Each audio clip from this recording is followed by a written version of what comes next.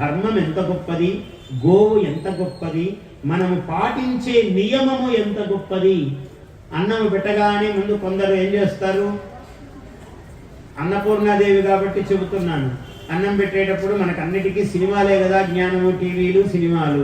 అన్నం ఎవరైనా సినిమాల్లో చూడండి, టీవీల్లో అన్నం పెట్టగానే ముందు పళ్ళెం పెట్టగానే అన్నం పెడతారు. అన్నము పెట్టకూడదు. మొట్టమొదట అన్నం పెట్టారంటే అది శ్రాద్ధ కర్మల్లో పెడతారు. అక్కడ కూడా విధానం ఉంది మళ్ళీ, కానీ అదే అమంగళము అని అర్థం. అన్నం పెడతారు, పెట్టగానే వాడు తింటాడు. అంటే దేవుడికి నైవేద్యం అన్నది మన భారతీయ సంస్కృతి. నీవు పరిశేచన చేసే విధి ఉంటే చెయ్యి, లేకుంటే ఏం చెయ్యొద్దు. ఒక్క నమస్కారం పెట్టు.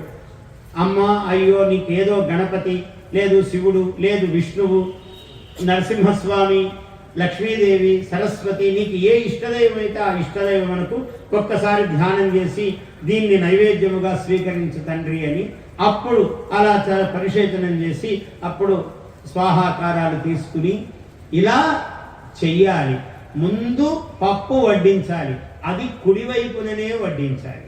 పచ్చడి కూరలు ఇలా ఎడమవైపున వడ్డిస్తూ రావాలి. భోజనానికి విధి పద్ధతి ఉంది. ఎట్లా పడితే అట్లా తినేవి పశువులు కదా, మనం మనుషులం.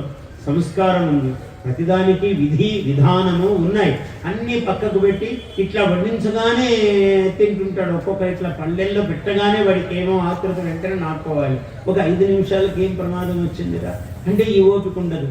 దిలీపుడి కథ వింటే చూడండి, 40 రోజులు నిరాహారముగా అలా ఏకాంతముగా గోవును సేవిస్తూ ఉన్నవాడు ఇంత పెద్ద కష్టము నుంచి బయటపడి శరీరము ప్రాణమే ఇవ్వడానికి సిద్ధమయ్యి, ఇదంతా అక్కర్లేదు నాయన పరీక్ష అని అమ్మవారు చెప్పి, ఇదిగో పాలు తీసుకో నీకు కుమారుడు పుడతాడు అంటే గబగబా ఆకులు కొట్టుకొచ్చి పాలు అక్కడే తాగలేదు ఆయన. ఇవి మా గురువు గారికి ఇచ్చి ఇందులో ఆయన ధర్మంగా తీసుకోవలసిన భాగము తీసుకుని వారి అనుమతితో నేను తాగడానికి అనుమతి ప్రసాదించమని గోదేవతను ప్రార్థించాడు. ఎంత నియమము కఠినమైనది, నియమం పాటిస్తే ఎంత గొప్ప ఫలం. Please subscribe to our YouTube channel. Like and share this video.